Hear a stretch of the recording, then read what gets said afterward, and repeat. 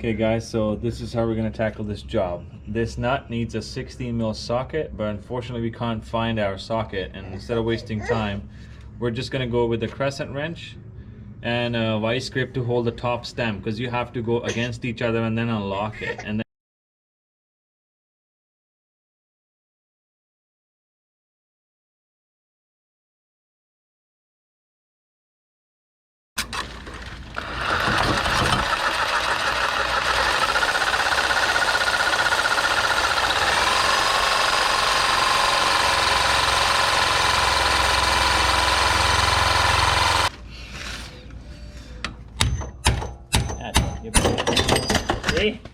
we had to cut this cap off, guys, because it wasn't budging.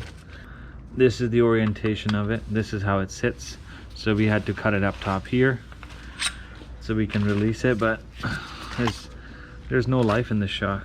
Like, I can just push it down. Original Mercedes-Benz shock from the day it rolled off the production line. And now we're gonna switch it to, I bought Monroe's shock, so we're gonna put a Monroe unit in there. No, it's okay. Show it after. Yeah. So we took off the shock, guys, and then we realized that the unit that we got from Rock Auto was different, even though they look same, but they had one big difference in them, and that was this knob tapered thing on one side. And there's a reason for it, because it sits flush in here like that. So in order to make it work, we had to cut this piece off, the old shock absorber. So in order to make it work, we just cut it off with a grinder, and then after cutting it off, we just grinded it, make it all nice. So now it can just sit here like this. The bolt will go from the other side. It'll be a good seat. It'll sit just right there properly. Let me get the camera right there. So put that on there. The shock absorber goes, the bolt goes through there, and we won't have any noises or any shutters coming off this shock absorber now. So now we can install this unit back in there. So to fit this on, guys, we're gonna put the bump stop, then we're gonna put the dust cap on, dust cap back on, then we're gonna push this thinner washer on there, shim there, and then we got the rubber stop, and then guide bushing rubber stop goes up top. This one stays at the bottom. Yeah, then the bigger washer. Fixing up. This one needs to sit there so it can actually go through the guide there. And then on top of that, we got the other washer. And then the third washer. I didn't set up the camera properly. Hang on. Okay, so we got that there. Hang on, we'll show it on the camera for a minute. Yeah.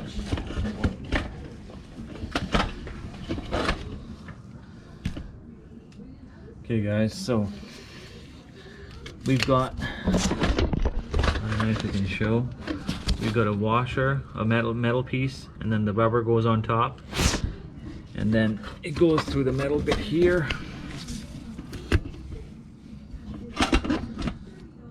Okay, and then another metal bottom that sits there, rubber spacer in the middle, rubber seal, whatever you want to call it, and then tapered washer. Yeah, the tapered washer goes at the bottom, and once you do all that, then maybe it's the same time I would just put the bottom bolt. When we're done with that, we're just gonna put the bottom bolt. Got this lined up, and don't forget the washer that we made out of the previous shock. We just cut this face, put that there. And now this can go back on. You gotta raise it a bit. A little bit more. A little bit more. That's good. I'll always grab my hand. Yeah. Pull it up. Okay, it won't go. So always started with hand, guys.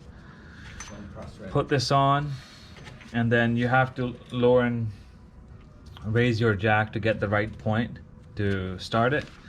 Once it's done, then you can just tighten it up.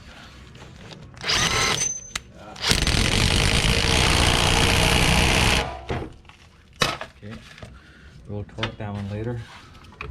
And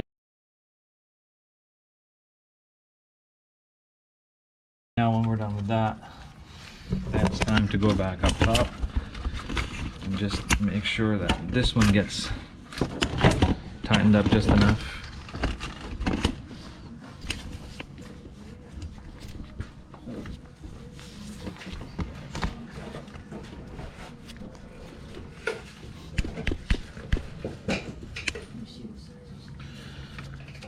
Okay, tighten.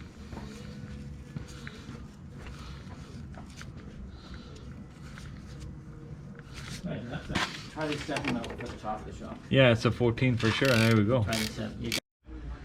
Okay guys, we did the same thing on this side, on the passenger side too. We had to cut this top of the shock off because nothing else could be cut, but we got so much space here to chop off as compared to the driver's side. You can use whatever you like, you know, angle grinder or saw, whatever you have. You can just go to town. Reciprocator saw, whatever you have, you can just go to town with that. And then it was the same deal. Lift it up a little bit, release tension on this bolt here, and then undid the bolt. And I made a mistake earlier on saying we have to cut it, but turns out Monroe shocks actually give you the washer, that's the spacer. There you go. Monroe shock absorbers actually send this tapered spacer in the pack. I didn't see that beforehand, so I had to make it on from the old shock absorber. But so we put that sitting in, so we put this spacer facing inwards into the lower control arm right there, and then now we're just gonna torque it to 110 Newton meters, and up top it's 30 Newton meters. So that's the only two things, and after that we're gonna button it up, put on the fender liner, and the tire goes back on, and that's how the shocks are done.